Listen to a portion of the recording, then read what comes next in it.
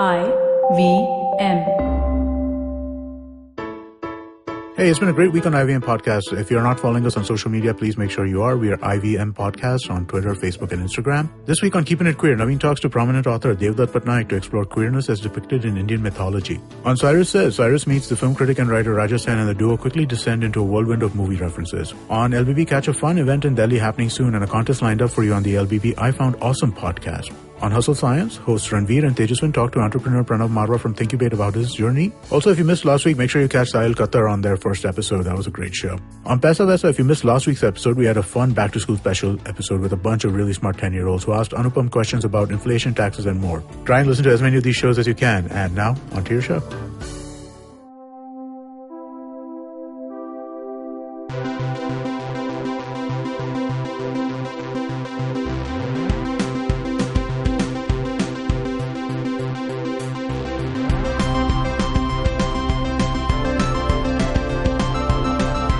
Hey everybody, welcome to an edition of your favorite news and not news show. It's called the Geek Bulletin. Today I have Alika and Jishnu. Hi guys. Hello. Hello. So, plenty of things have happened this week. I wanted to start with Alika, who is a big fan of video games. Yeah. And it's a big week for games in general. Jishnu, you've been playing some video games. Mm-hmm. What have you been playing? I've been playing some oldies. GTA of the 5th. Okay, the 5th. Batman Arkham of the Origins. Nice.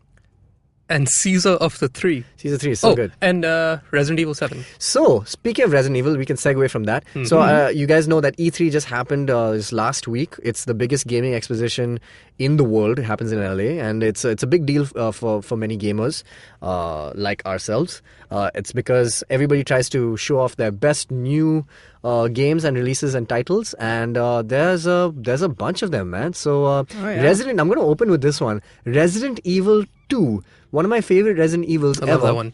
is being remade. Yep. And not remastered, remade. Like they've taken the entire game, given it a fresh skin, changed the engineering, the mechanics and everything. And it's like playing the same. It's like playing. Is it still Leon and Claire? Yeah, awesome. That's the whole thing. And Leon looks like a human now, not like 6 polygons. So it's great.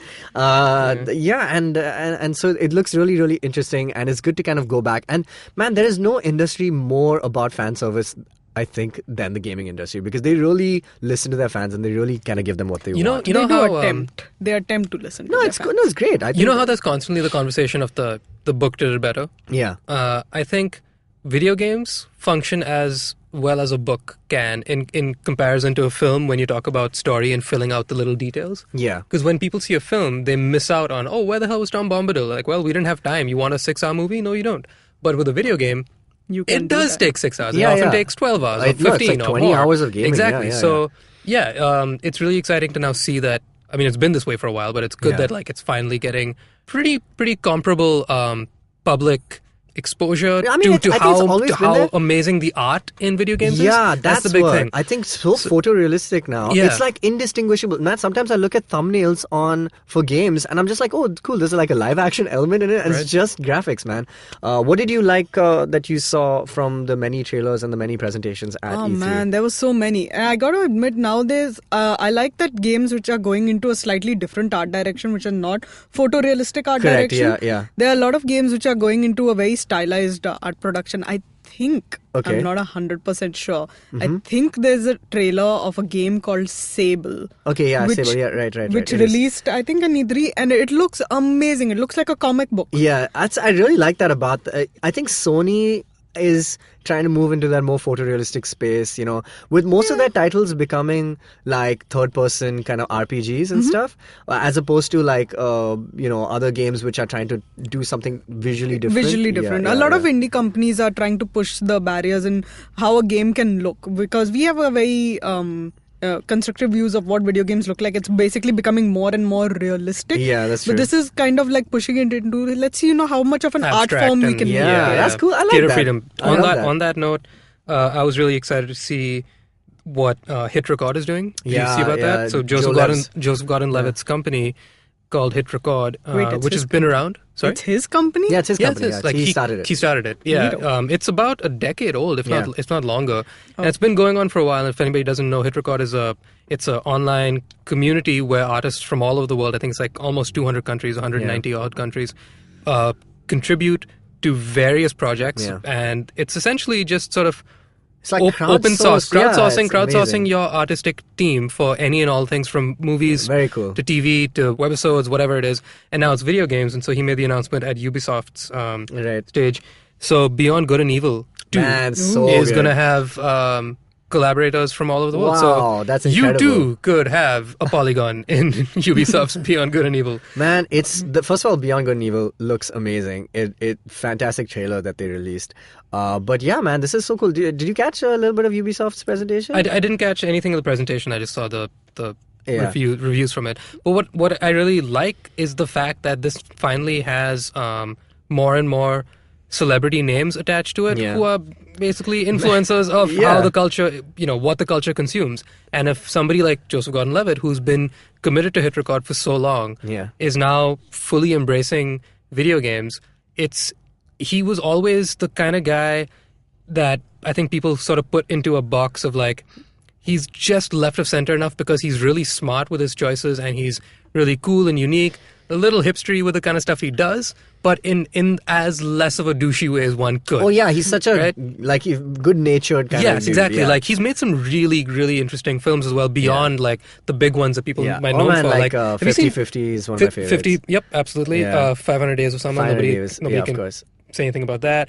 I really like Don John. Yeah, I Did you love see? it. I Great thought it was a movie. really, Solid, really solid, smartly done, really well, smart, tight film. Yeah, concept and everything was great. So anyway, what I'm getting at is the fact that now there are a handful of celebrities out there who are known for either film or television who are crossing over into video games. Yeah.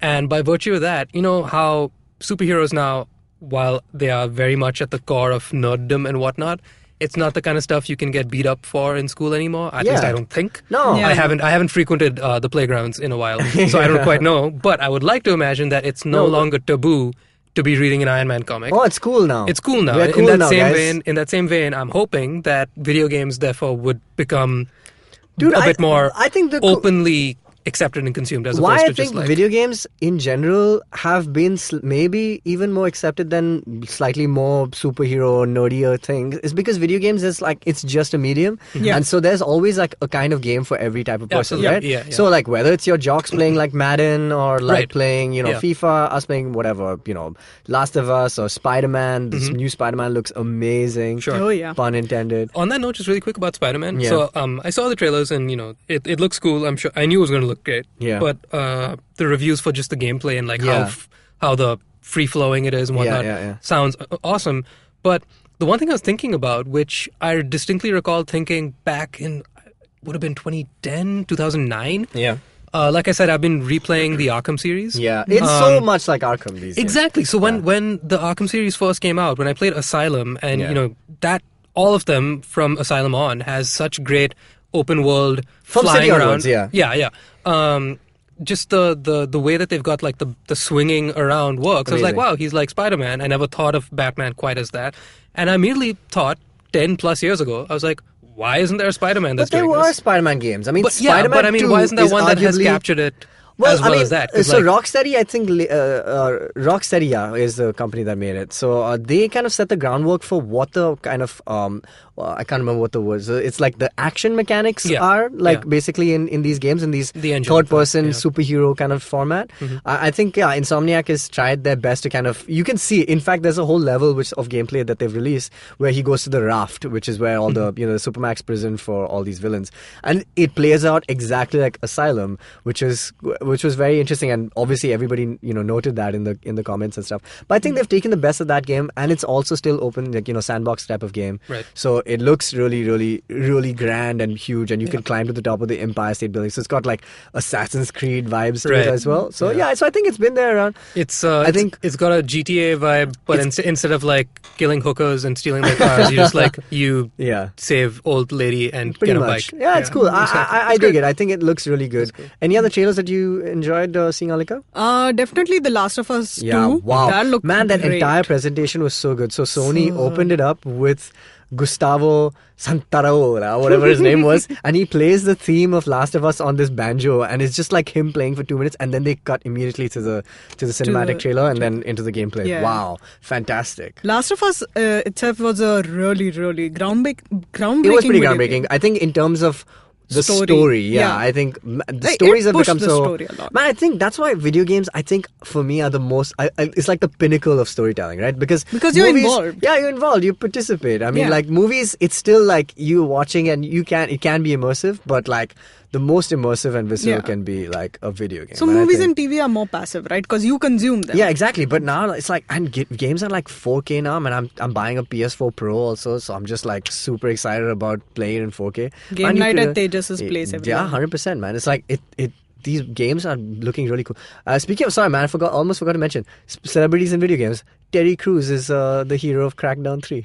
Is he really? Yeah, Nice. and it's just Terry Crews being like Old Spice guy Terry Crews, just like screaming and going like, I'm gonna F some shit up. Basically, that's If you that's what want it to is. go into celebrities in video games, somebody please explain to me what is Death Stranding. I don't understand Nobody understands it. it. Nobody knows what it is. I It's just know that Mads it's Mikkelsen's in it. Mads Mikkelsen is there. Toro is there? Del Toro is there. Guillermo del Toro, and this guy. What's his name? Kojima.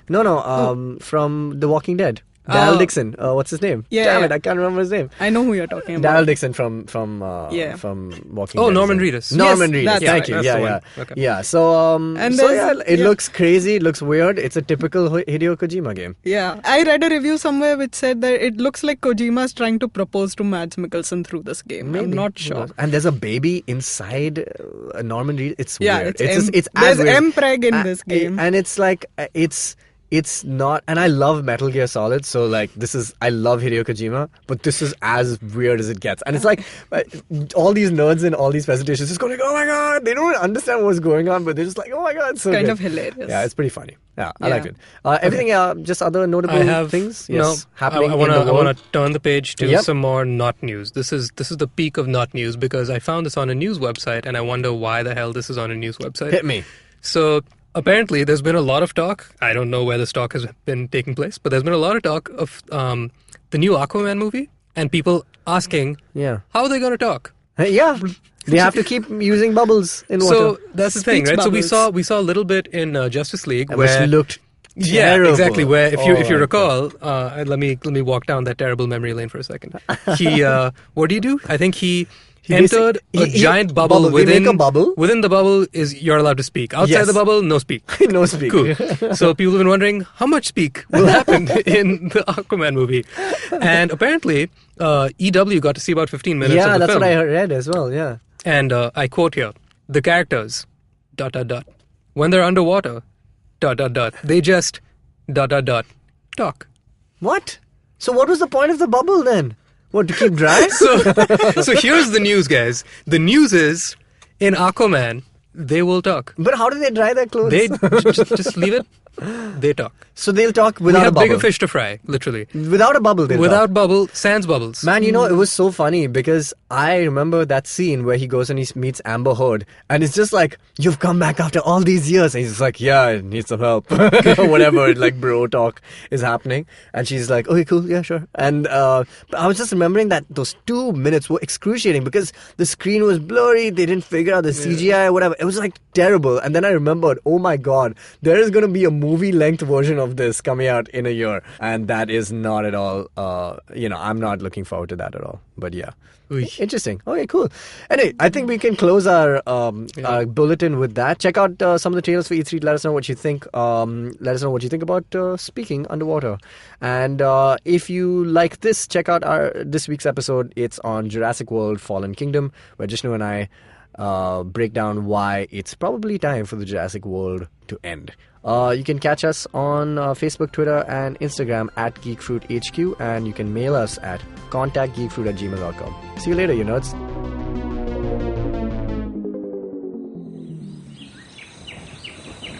As you can see, we have a podcast listener in his natural habitat. Millions of years of evolution have led him to this point. He's on his way to work, and listening to podcasts makes his miserable day better. He will now head to work and use all his knowledge to communicate with other colleagues and possibly future mates. You can find more of his species on ivmpodcasts.com, your one-stop destination where you can check out all the coolest Indian podcasts. Happy listening.